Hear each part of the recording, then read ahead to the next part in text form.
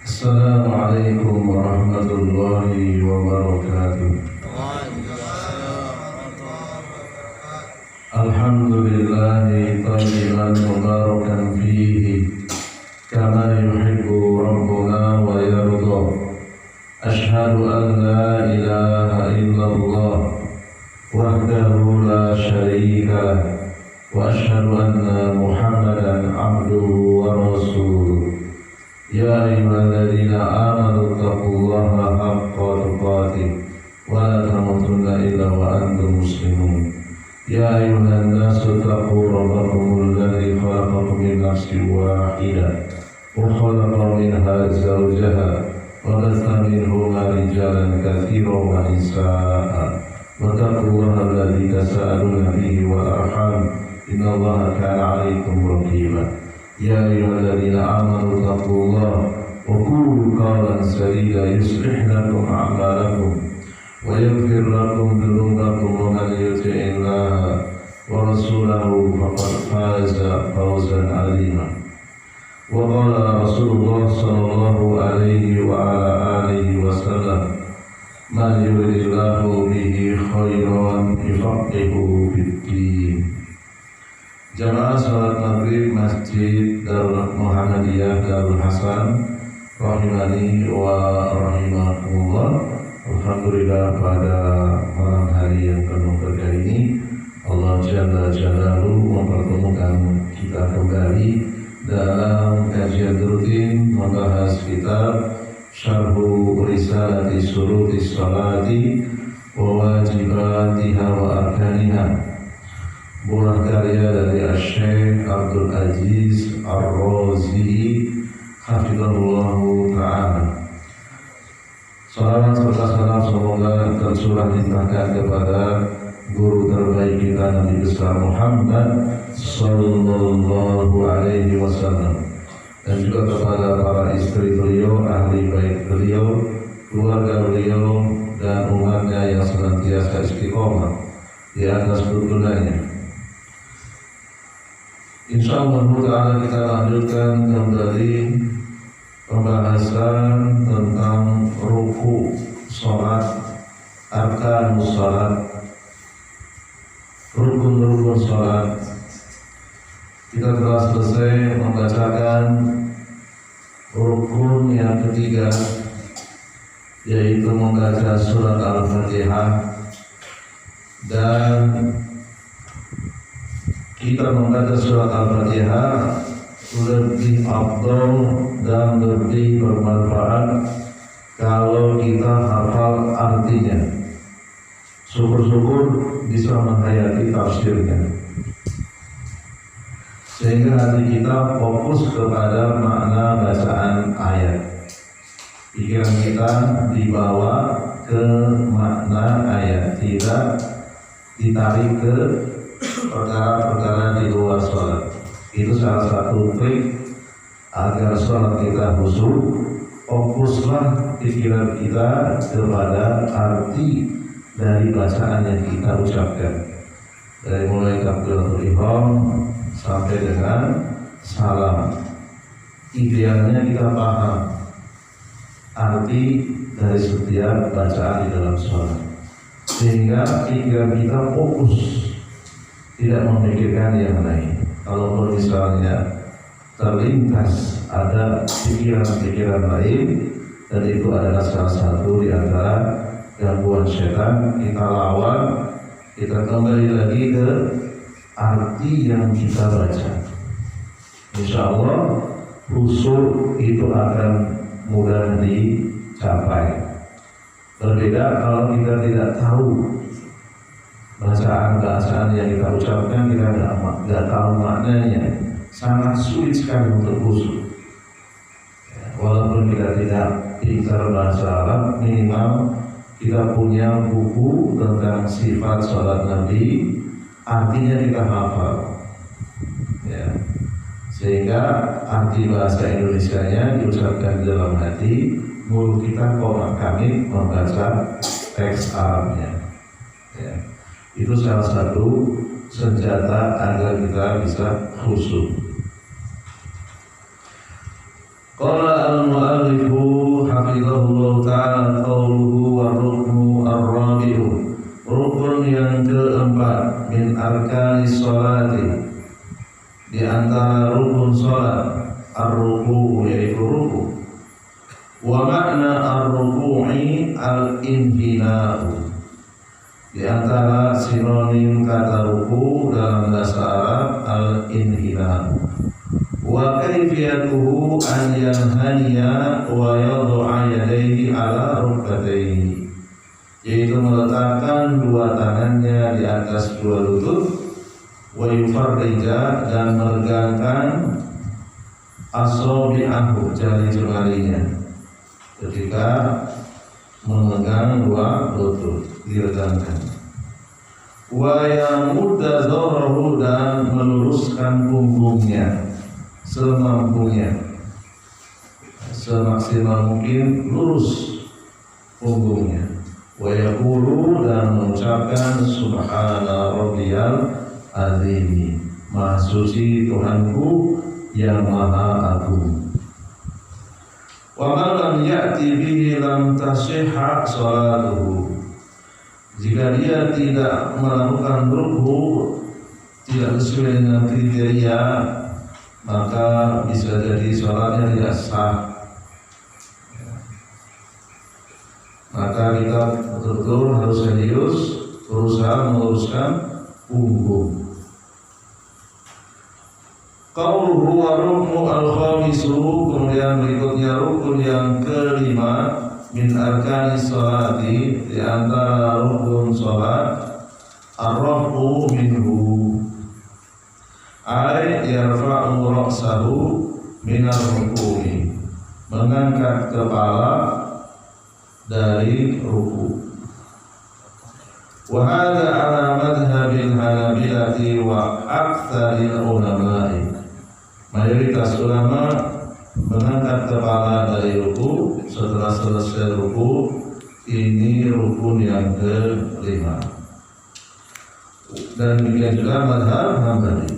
Wa kana Nabi sallallahu alaihi wasallam idza rafa'a ra'sahu min ar-ruku'i wa kana min as-sujudi, dahulu Nabi apabila beliau mengangkat kepalanya dari ruku, demikian juga mengangkat kepala dari sujud, qala hatta yaqulu al-qailu qad nasiya, sampai-sampai ada orang yang ikut berdiri, yaitu makmum, sampai mengatakan Rasulullah telah lupa.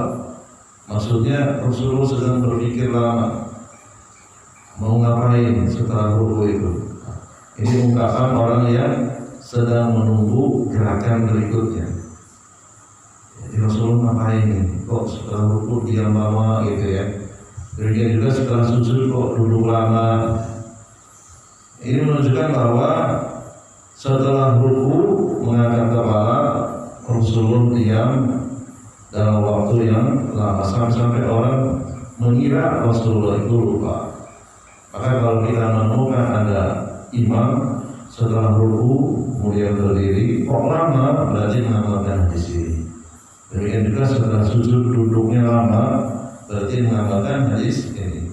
Hadis ini dikeluarkan oleh Imam Bukhari nomor 821, Imam Muslim nomor 742, hadis yang sahih yang berasal dari riwayat Anas bin Malik radhiyallahu anhu.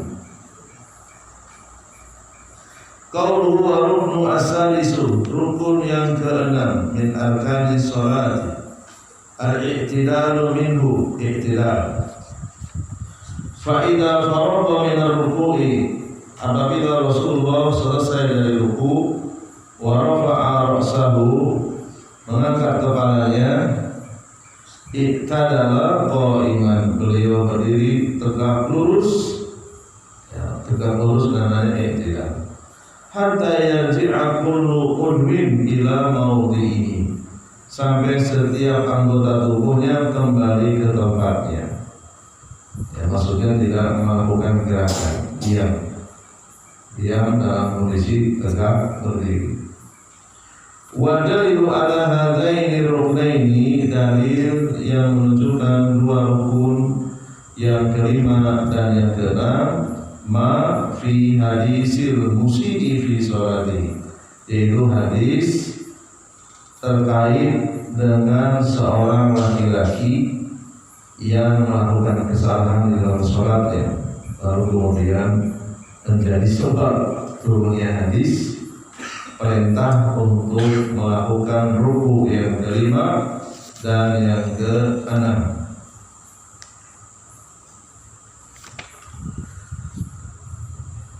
Wa sayati fi kalamil mu'allifi, dan akan datang penjelasannya secara rinci hadis tentang orang yang melakukan kesalahan di dalam sholat, yaitu potongan hadisnya cukup panjang. Summa irka', kemudian rukulah, hatta tatma'inna roki'an, sampai benar-benar tumanina. Summa irfa', kemudian angkatlah kepalamu, hatta ta'tadila qa'iman, sampai benar-benar lurus. Qauluhu wa ruknu as-sabi'u min arkani sholati, rukun yang ketujuh, as-sujudu ala a'dha'i sab'ati, melakukan sujud dengan 7 anggota sujud. Wahia, yaitu kama fi hadisi Ibnu Abbas radhiyallahu anhu, sebagaimana disebutkan dalam hadis yang datang dari Ibnu Abbas dari Rasulullah SAW, al-yadani, dua tangan, dua telapak tangan, dan hitungannya 2, warukbatani, 2 lutut, 3, 4, wa atraful qadamaini, 2 jari-jari kaki, 5, 6, wa jabhatu wal anfu, dahi dan hidung dianggap 1, wa huma wahidun, 7. Ya, jadi kalau ada orang yang mengatakan anggota sujud 8, berarti dahi dan hidung dipisah. Ini 7, ini 8. Ya, di dalam kitab ini dahi dan hidung dianggap 1, sehingga 7 jumlahnya. Idza rafa'a udwan min hadhihi al-a'dha'i sab'ati min awal as-sujudi ila akhirih la yasihu sujudu. Jika ada orang yang melakukan sujud, ada yang tidak terpenuhi 1 anggota sujud, dari awal sujud sampai akhir, sujudnya dianggap tidak sah. Walau rafa'a udwan fi ba'di sujudi, walaupun dia mengangkat 1 anggota, artinya dia tidak lengkap 1 anggota di sebagian sujudnya, tapi summa a'adahu, dia mengulang, maka sah. Umpamanya kita sholat sendiri gitu ya, bisa kalau sholat sendirian itu lebih sulit khusyuk, pikiran berjalan kemana-mana. Perasaan tadi saya sujud, ada 1 anggota sujud yang tidak terpenuhi, dia mengulang sujudnya, berarti 3 kali kan, sholat maka sah. Karena dia mengulang sujud, merasa ada anggota sujud yang dia tinggalkan. Tapi ini kalau dipraktikkan dalam sholat berjamaah bisa fitnah ya. Imamnya sujudnya 3 kali gitu ya. Bisa fitnah ini ya. Jangan jarang sekali ya. Jarang, biasanya orang sudah siap jadi imam, tahu anggota sujud itu ada 7, walaupun dia tidak hafal angkanya, tetapi dia sudah memenuhi. Qauluhu wa ruknu as-saminu min arkani sholati, rukun yang ke-8, al-jalsatu baina sajdataini, duduk di antara 2 sujud. Fa idza rafa'a ra'sahu min as-sujudi jalasa hatta ya'uda kullu mufassalin ila mawdihi. Ketika dia mengangkat kepalanya dari sujud, duduk sampai setiap engsel tulang kembali ke tempatnya masing-masing. Ya, artinya duduk dalam kondisi tenang, tidak melakukan gerakan. Ya. entah itu pahanya, punggungnya, kepalanya tenang. Ya. Qauluhu wa dalilu ala qauli ruku'i was sujudi ruknaini, dalil yang menunjukkan adanya ruku dan sujud di antaranya surat Al-Hajj ayat yang ke-77, ya ayyuhalladzina amanu wa ya orang yang beriman irka'u wasjudu. Ya, kalau mau disambung amanu irka'u wasjudu, rukulah dan sujudlah. Qauluhu wa dalilu ala anna sujuda ala a'dha'is sab'ati ruknin, dalil yang menunjukkan bahwa sujud itu dengan 7 anggota. Al-hadisu anhu sallallahu alaihi wasallam, itu hadis yang dikeluarkan al-Imam Bukhari, nomornya 812, Imam Muslim nomor 490. Dari Ibnu Abbas radhiyallahu anhu, Nabi SAW bersabda, umirtu, aku diperintah oleh Allah, an asjuda ala sab'ati a'dhumin, untuk melakukan sujud dengan 7 anggota sujud. Ala jabhati, dahi, wa asyara biyadi ala anfihi, sambil beliau mengisyaratkan ke hidungnya, maksudnya dijadikan satu dahi dan hidung. Wal yadaini, ya 2, 3, wal rukbataini 3, 4, ya. Wa atrafil qadamaini, dan 2 ujung jari 2 kaki. Wala nafita siyaba wasya'ar, dan beliau tidak menutupi dengan kain ataupun rambut, artinya tidak ada penghalang. Ya, 2 ujung kaki, ya, kemudian apa tadi, dahi, hidung, kemudian 2 telapak tangan dan 2 lutut. Ataupun lutut ini karena menutup aurat berarti terhalang oleh kain, kain itu celana ataupun sarung. Waruknu tasi'u, rukun yang ke-9 min arkani sholati at-tuma'ninatu fi jami'il af'al, yaitu tuma'ninah di seluruh gerakan sholat, bil qiyami wa takbiratil ihrami wa qira'atil fatihati wa ruku'i wa raf'i minhu wa sujudi wa raf'i minhu wal jalsati baina sajdataini fi jami'i af'ali sholat.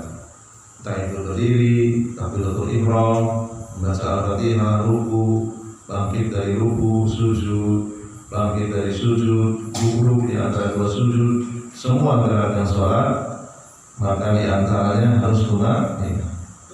Wa makna tuma'ninati, makna tuma'ninah adalah at-tamahhulu.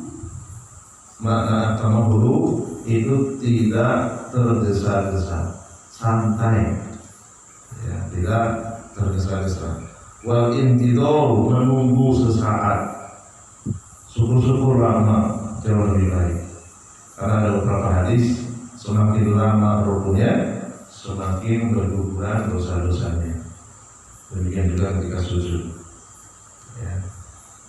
Hatta ya'uda kullu mufassalin, sampai setiap persendian kembali ila maudhi'i, ke tempatnya, sampai tenang. Ya, itu makna tuma'ninah. Qauluhu wa ruknu al-ashiru, rukun yang ke-10 min arkani sholati at-tartibu baina al-arkani, berurutan di dalam melakukan rukun-rukun sholat.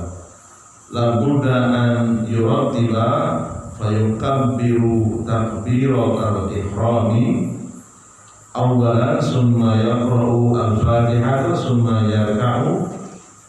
Jadi urutan takbiratul ihram, ya. Setelah itu membaca al-fatihah, ruku dan seterusnya. Walau kabbara takbiratul ihram summa raka'a summa qara'a al-fatihata aw sajada summa qama wa raka'a lam yuratib wa batalat sholatu. Seandainya tidak urut, misalnya setelah takbiratul ihram langsung ruku, setelah ruku baru baca al-fatihah, dan seterusnya, ya tidak urutan, maka sholatnya batal. Ya, sholatnya batal. Wa dalilu ala kauni tuma'inati fi jami'i af'ali sholati wa tartibu bainal arkani ruknaini hadisul musi'i fi sholati. Dalil tuma'inah di dalam sholat ini termasuk rukun, demikian juga berurutan ini juga termasuk rukun, yaitu dalil tentang orang yang melakukan kesalahan di dalam sholat. Jadi asbabul buruk, sebab hadis ini dikeluarkan karena ada orang yang melakukan kesalahan. Ya. Ini di antara hikmah. Ya, jadi pelajaran itu datang ketika ada orang yang melakukan kesalahan. Karena di Sahihain disebutkan dalam Sahih Bukhari dan Muslim. Sahih Bukhari nomor 757, Imam Muslim 397. An Abi Hurairah, dari Abu Hurairah radhiyallahu anhu, qala bainama nahnu julusun inda Nabi, ketika kami sedang duduk di samping Nabi sallallahu alaihi wasallam, idakhala rajulun fasalla, tiba-tiba ada seorang lelaki masuk ke masjid kemudian sholat. Jadi dia terlambat, gitu ya. Jadi kita lihat, gitu ya. Para sahabat melihat. Lakinnahu lam yatma'in fi sholatihi. Laki-laki tersebut sholat tanpa tumanina. Ya, ekspres cepat sholatnya. Ya. Naqra sholatahu naqral burubi. Dia sholat seperti burung gagak mematuk bangsanya. Nah, gitu ya. Faqama fasallama, kemudian setelah selesai memberi salam kepada Nabi sallallahu alaihi wasallam, Rasulullah menjawab. Setelah itu Rasulullah dengan bahasa yang lembut, tidak dengan marah-marah, tidak dengan mengumpat, irji, ulangi lagi ya sholatnya, gitu, kira-kira gitu. Fasalli fa innaka lam tusalli, sesungguhnya kamu belum sholat. Ya, Rasulullah mengucapkannya dengan lembut, tidak dengan kasar. Yakni lam tusalli salatan syar'iyyatan wa in kana salatan bi ruku'i wa sujudi fi dhahiri fa'alaha salasan. Ya, laki-laki tersebut dianggap belum sholat karena tidak tumanina, tidak melakukan sholat sesuai dengan syariat. Ya. Laki-laki tersebut melakukan 3 kali sholat. Ya. Rasulullah mengucapkan irji fasholli fa innaka lam tusalli, ulangi lagi, sesungguhnya kamu belum sholat lagi sampai 3 kali. Ya. Rasulullah biarkan, sengaja dibiarkan, yaitu tidak tumanina karena lupa atau karena tidak tahu, ya, kira-kira begitu ya. Rasulullah menyuruh sampai 3 kali. Karena Rabu sallallahu alaihi wasallam salasan la'allahu yantabihu bil khata'i, barangkali dia hanya karena lupa atau hanya karena salah saja. Makanya Rasulullah minta mengulang kembali. Siapa tahu nanti yang kedua sudah benar, gitu ya. Wa yakunu ta'limuhu ba'da dzalika awqa'a fi nafsi. Setelah 3 kali pun tetap salah. Pada saat itu Rasulullah hendak mengajarkan salat yang benar, ya. Summa qala, kemudian laki-laki tersebut mengucapkan walladzi ba'atsaka bil haqqi nabiyyan, demi yang mengutus engkau sebagai nabi yang membawa kebenaran, la uksinu ghairu hada, aku tidak bisa melakukan salat yang lebih baik dari ini. Salatku ya sehari-hari seperti ini, sudah biasa seperti ini, jujur dia di hadapan Rasulullah. La uksinu ghairu hada, aku tidak bisa melakukan sholat lebih dari ini ya Rasul. Polos dulu, ya. Apa adanya, terang-terang di hadapan Rasulullah. Lalu dia mengucapkan fa'allimni, ajarkan aku gimana sih cara sholat. Kira-kira begitu ya. Faqala lalu Nabi SAW, lalu Rasulullah mengajarkan, idza qumta, jika kamu ila sholati, jika kamu akan sholat, Ya, kamu berdiri, gitu ya, takbir, ucapkan takbir, Allahu Akbar. Summa iqra, kemudian baca Al-Fatihah. Setelah itu tayassara ma'aka minal Qur'an, baca ayat yang lainnya yang kamu hafal, yang paling mudah ya dari Al-Quran. Setelah itu summa irka, setelah itu ruku, hatta tatma'inna raqi'an, sampai kamu benar-benar rukunya dalam kondisi tenang, diam sesaat, ya, gitu ya. Karena bahasa Arab bagi orang yang salah tadi dengan apa yang diucapkan Rasulullah, dua-duanya sama-sama paham. Makna dari tatma'inna, yaitu diam sejenak. Kalau sebelumnya enggak begitu rumus kan langsung begini. Wah, bahasa yang enggak ada waktu sejenak diam. Hatta tatma'inna raqi'an, kemudian kamu diam, tumanina ketika kamu ruku. Summa irfa, kemudian angkatlah kepalamu, hatta ta'tadila qa'ina, sampai kamu benar-benar berdiri dalam kondisi lurus. Summa sujud, kemudian sujudlah kamu, hatta tatma'inna sajida, sampai benar-benar tumanina ketika kamu sujud. Jadi Rasulullah mengajarkannya dengan teori. Jadi tadi praktek dulu, salah kan 3 kali, kemudian Rasulullah menjelaskan dengan teori. Ya. Summa irfa hatta tatma'inna jalisan, kemudian angkat kepalamu, duduk dalam kondisi tumanina. Summa if'al dzalika fi sholatika kulliyah, lakukanlah hal itu di seluruh sholat. Jangan sampai tidak tumanina. Nah, kira-kira begitu. Ya. Wa hadzal hadits dalilun ala anna tumaninata ruknun fi jami'il af'ali sholat. Hadis ini menunjukkan bahwa tumanina di seluruh perbuatan sholat hukumnya wajib, rukun. Kalau tinggalkan biasa. Wa an Abi Qatadah radhiyallahu anhu qala Rasulullah sallallahu alaihi wasallam. Rasulullah SAW bersabda, hadis yang datang dari Abu Qatadah. Aswa'un nasi syariqatan alladhi yashriku min salatihi. Seburuk-buruk pencuri itu tingkatannya macam-macam ya. Ada kelas teri, ada kelas menengah, ada kelas kakap. Ya. Ini pencuri kelas kakap. Ya.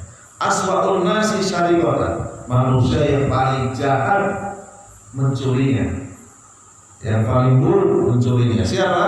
Alladzi yasyriku min sholati, orang yang melakukan pencurian di dalam sholatnya.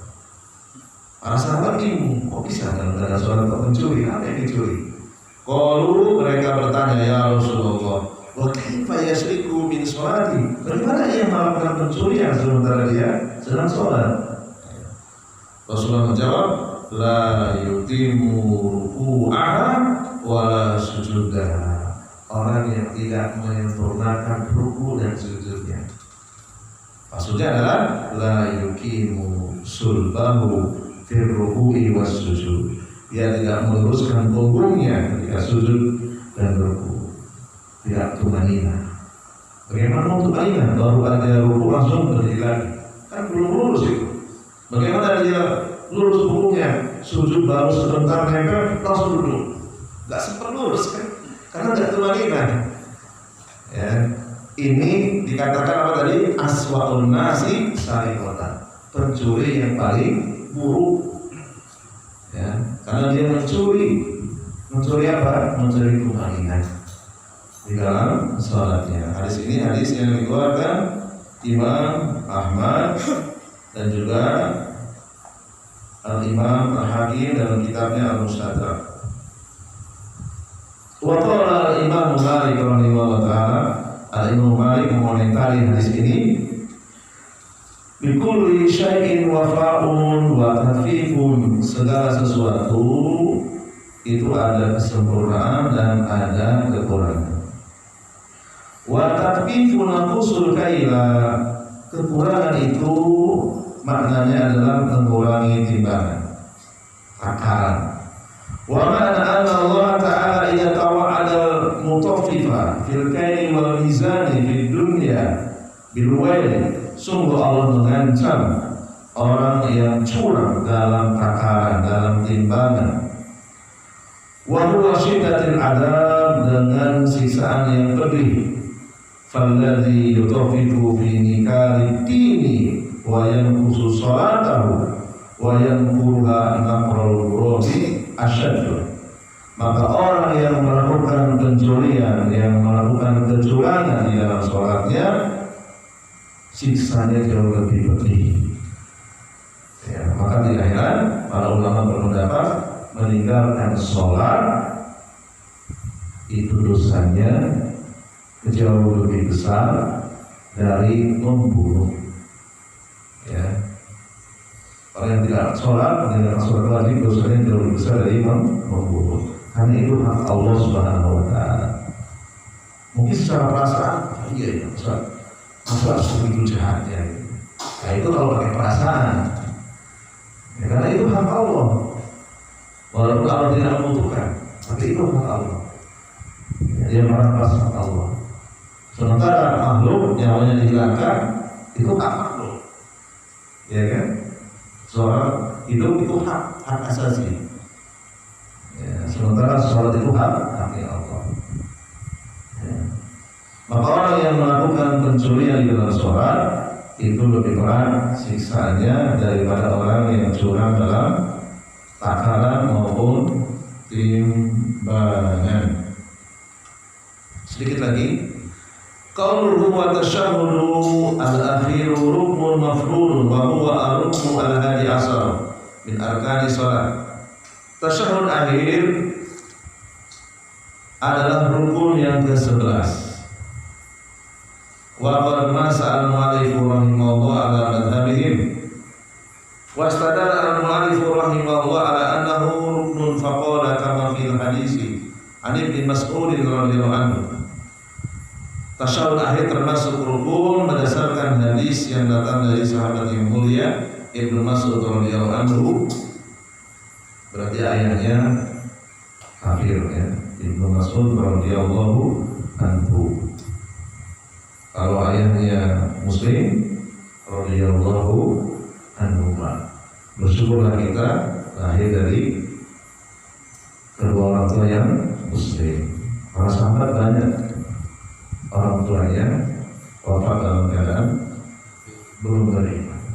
Ya.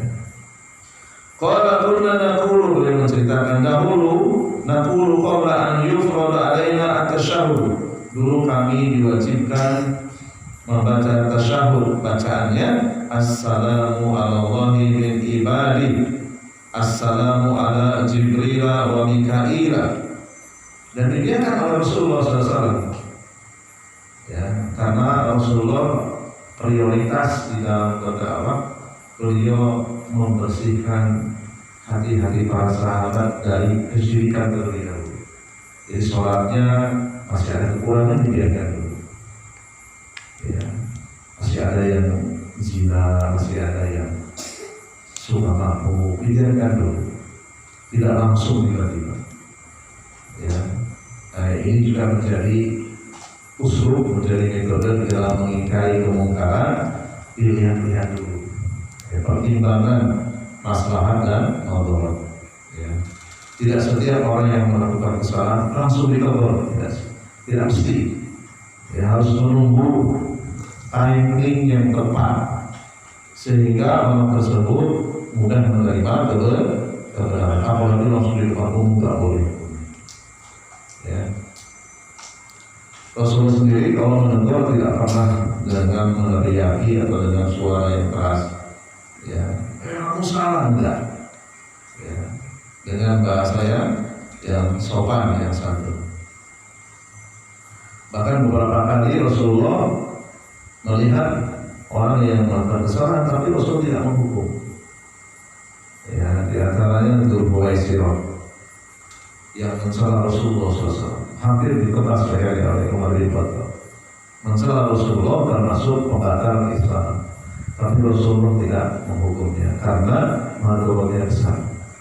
Karena untuk menghukum dengan hukum bunuh ini perlu mahkamah syariah, perlu al-bujo, perlu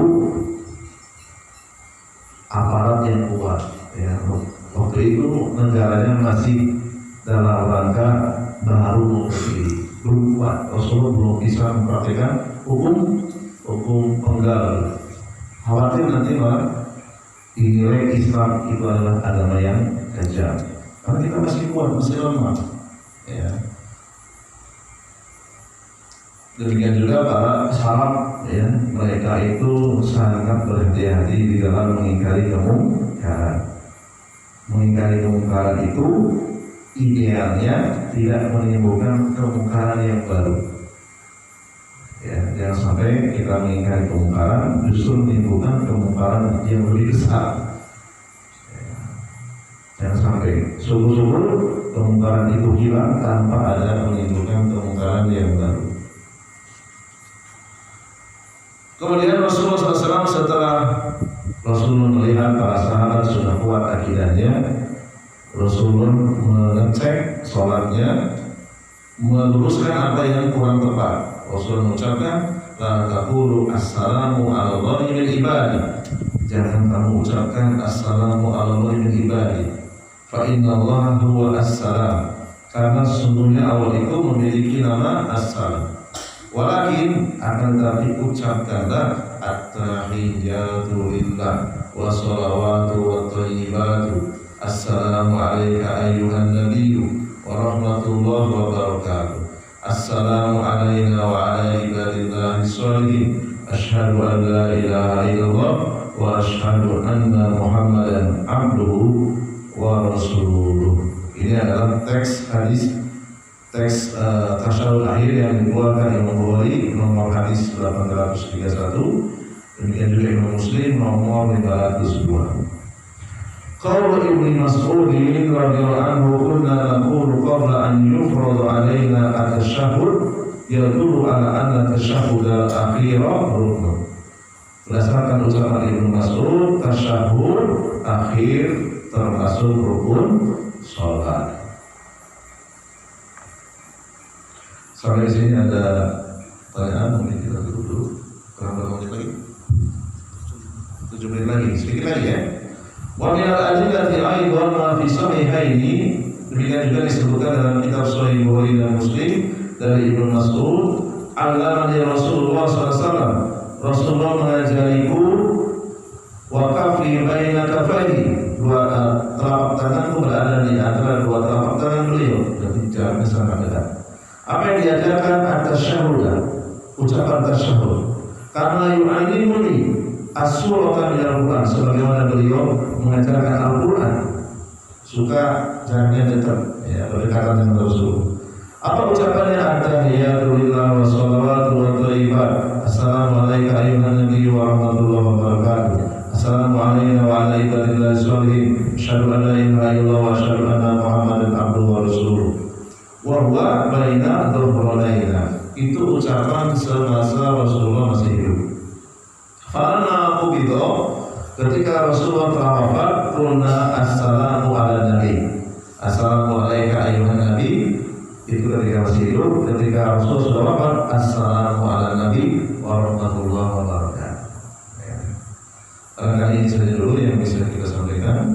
Subhanallahumma wa bihamdika asyhadu an la ilaha illa anta astaghfiruka wa atubu ilaik.